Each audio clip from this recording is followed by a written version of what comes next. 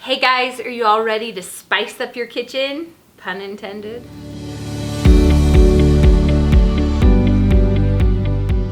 Hey Remodelaholics, I'm Cassidy and thanks for watching our channel. If you're new, be sure to subscribe for new tutorials every week. Today we have an easy countertop mini spice cabinet that's perfect for storing your go-to spices in the kitchen. How do you store your spices? I'd love to hear your brilliant solutions in the comments below. This tilt-out bin will also be great for storing bathroom essentials, small toys, craft supplies, just about anything. So if you don't need it for your kitchen, check it out for your office or craft room, bathroom, kids' toys, whatever.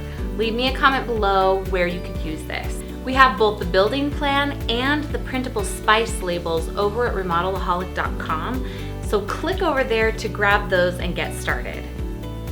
First up, you're going to cut down a half sheet of 1/2-inch plywood to the sizes listed in the building plan. That printable building plan will walk you through each of the cuts to make sure you have all of the right sizes without wasting wood, so be sure to look it over.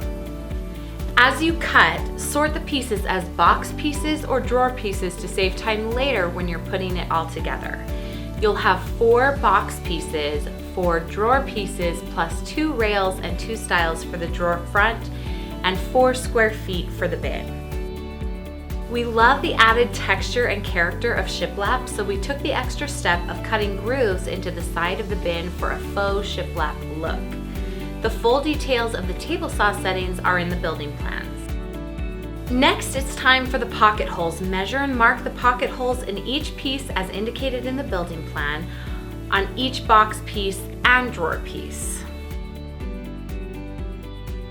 Drill the pocket holes using a Craig Jig pocket hole kit with a jig set for a 1/2-inch material.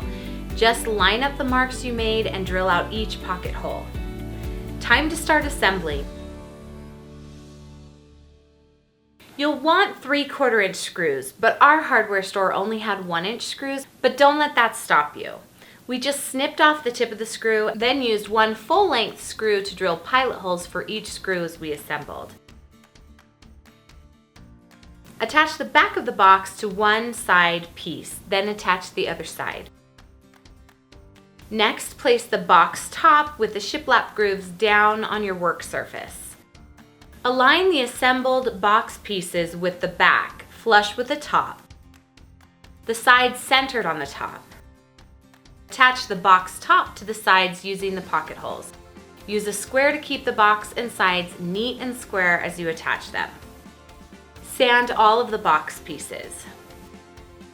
Pre-drill holes in the small piece you cut earlier. We used a Craig Jig bit to pre-drill countersink holes for the screws. Sand the piece, then line it up with the mark you made and secure it in place using 3/4-inch wood screws. This is the stop to keep the drawer in the right spot. Now fit the bottom piece of the box in place, flush with the sides, and attach it using pocket screws. The last step of the box is attaching the feet, the small square pieces you cut earlier. Pre-drill holes in the center of each foot using a countersink bit. We use the pocket hole drill bit again, so that the screws will be countersunk and hidden. Sand the feet and then attach them at the locations indicated in the building plan. Now assemble the drawer. Attach the drawer bottom to the drawer front using the pocket holes, then attach the angled side pieces. We put the pocket holes on the outside of the drawer, but you could put them on the inside if you prefer. Attach the drawer back with the pocket holes. Next, it's time to add trim to the drawer front. Glue and clamp the 2 longer pieces called rails to the 2 shorter pieces called styles to form a rectangular frame. Let the glue dry, then sand the piece well. Glue the face frame to the drawer front. The face frame is wider than the drawer, so keep that in mind for applying the glue.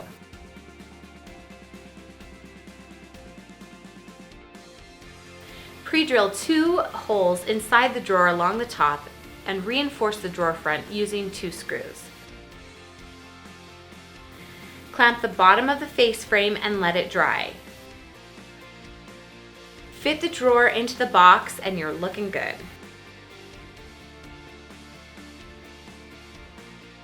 Now it's just time to finish it up. Normally, we really like having the banded edges of the plywood visible for a more modern look, like we've done in our other projects, but this wasn't the right look for this spice bin, so we decided to do a layered stain and paint for a rustic, aged look. We brushed on the pre-stained wood conditioner, then a single coat of dark wood stain inside and out of the bin.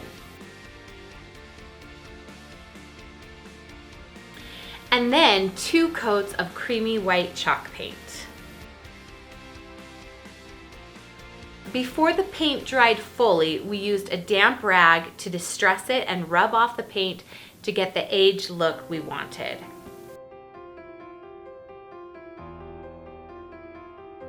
Since this will be in the kitchen, it has to be durable and easy to clean, so we finished it up with 2 coats of satin spray polyurethane.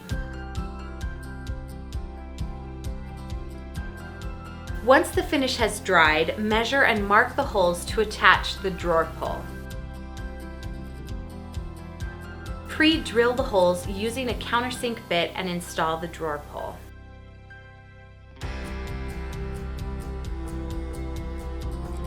Almost done, just a couple finishing touches left.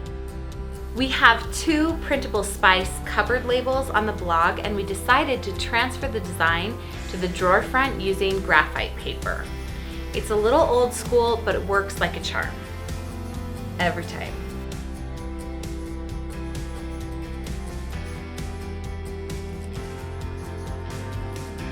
The only thing left to do is label the spice jars. Download the printable from Remodelaholic.com. There are 2 styles for you to choose from. We've included common spices and some blank fillable spice labels so you can have matching labels for every spice in your cupboard.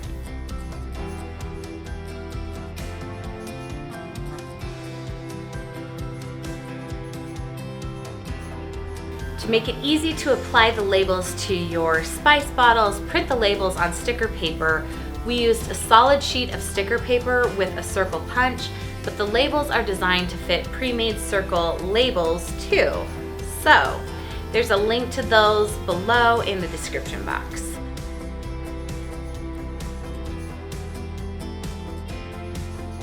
Stick the labels on top of the bottles and place them in their new home, cozy in your DIY spice cabinet. Slide the drawer into the box and tilt it out for easy access while you're cooking. So what do you think? Do you like it? Where will you use a tilt-out bin like this? I can already see my kids stealing it for their dolls and markers or glitter, which I am thinking of banning in our house because I'm sick of cleaning it up. So obviously we'll need to build at least one more so they don't steal it from my kitchen. Thanks for watching, guys. We'll be back with another great DIY project next week, so be sure to subscribe and click the notification bell so that you can see every video that comes out. If you liked this video, be sure to check out this amazing ladder chair building plan, and here is our entire organizing playlist, and we'll see you next week. Bye, guys.